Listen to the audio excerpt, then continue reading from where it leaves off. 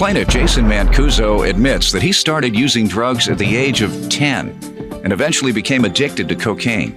Jason claims after he cleaned up his act, he moved to Miami and asked his cousin, the defendant, to move in with him. After he moved in, Jason relapsed, and he claims they spent all of their money on cocaine. And he's suing his cousin today for unpaid rent. Defendant David Wagner says he moved to Miami with Jason because he was also heavily into cocaine and wanted to clean up his act. David admits that he didn't give Jason notice before moving out, but he doesn't believe that Jason paid the landlord for their unpaid rent. Tell me what happened. All right, Your Honor, I just want to start by saying that I love my cousin and he's a good person, and it's a shame that we have to be here today. I just want to give you a little background about myself. For a long time for me growing up, things were really bad for me. When I was about 10 years old, I started smoking weed with my friends, drinking, partying. Things escalated into harder drugs. I was using cocaine a lot, getting in trouble with the law, fighting. When I was 17 years old, I caught a felony. They gave me 5 years probation. I violated my probation from using drugs, and they sent me to a rehab. They knew that I had a problem. I knew I had a problem. They sent me to an inpatient rehab. I was there for about 14 months. Did that work? For a little while, when I got out, everything was okay for about a year. And I started using drugs again, and things What provoked it a year later? I just started hanging out with the same old people again. Yeah. It just started with a little drink here, and then, hitting the joint, and then all of a sudden it was right back to where it was. I was right back getting in and out of jail. I had nothing, my life was in shambles. How'd you turn it around? Well, I was about 23 years old, and a friend of my family's came up from Florida, a friend of my mother's, and he owned a roofing company, and he offered me a job. So I took the job. I went down to Florida. Things was going great. I stopped partying. I was doing really good. I was making good money, working all the time. Everything was great. I really felt like I was being a productive person. I really started to see that if you really do the right thing, that good things will happen. So, during this time that I was down in Florida, I've been conversing back and forth with my cousin. And he had been telling me some things that was going on with him. And I knew that he, growing up for him he was kind of going through the same things that I was. Where were you all from? I'm from Buffalo, New York. Where was he from? He's from Buffalo, but he was living in... So you all both grew up there?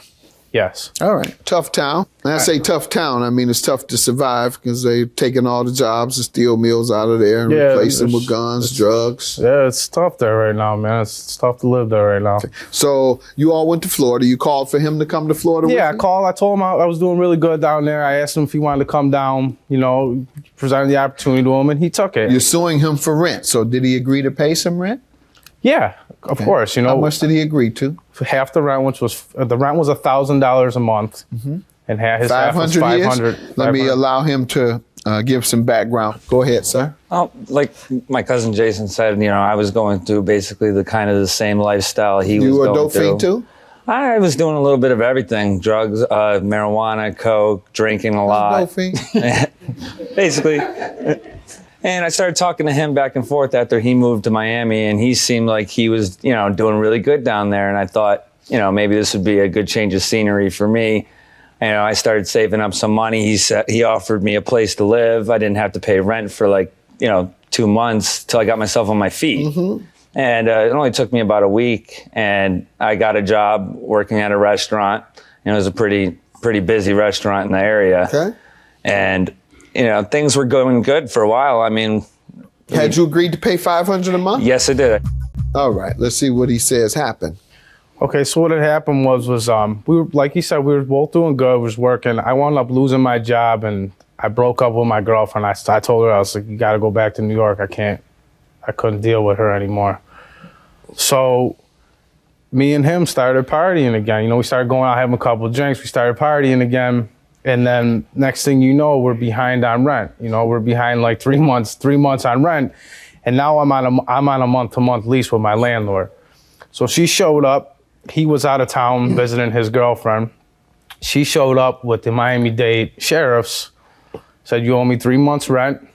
If you don't have my rent money right now, pretty much, You obviously had gotten a notice earlier. She had left notices on the door, but she showed up with the sheriff. Yeah, after you don't respond to the notice, you get a default judgment, and you're able to then go to the sheriff's and have the sheriff's remove you. That's how it goes. So she came and she said, they pretty much had said, you can get what you can get and get out, or you can pay me my money. Now, I had just ran into some money. I had about it was just under $3,000 I had. I mean, I was like 29. You hadn't smoked it up?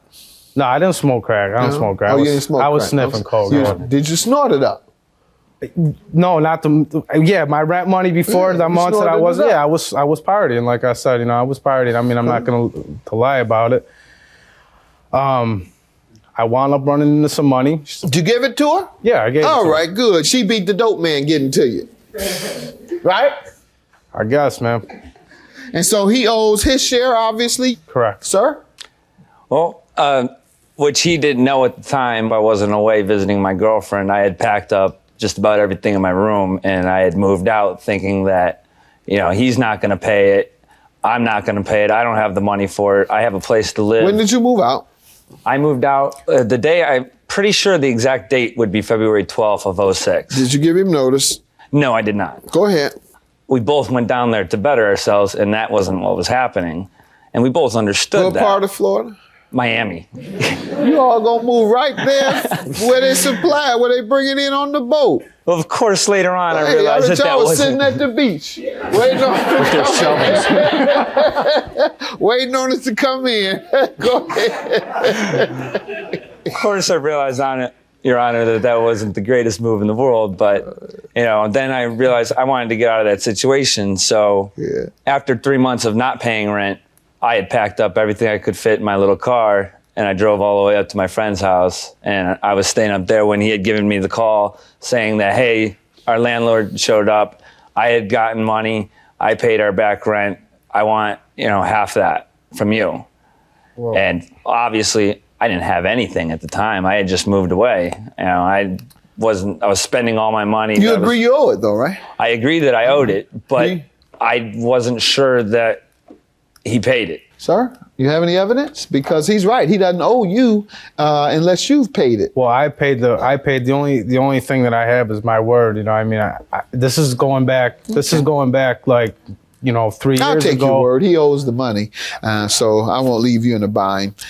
So, sir, I'm going to order you to pay the $1,500, and I hope you have it now. You say you didn't have it then. I hope you have it now. Do you? Well, you better go find it. You got to pay him $1,500 for the plaintiff.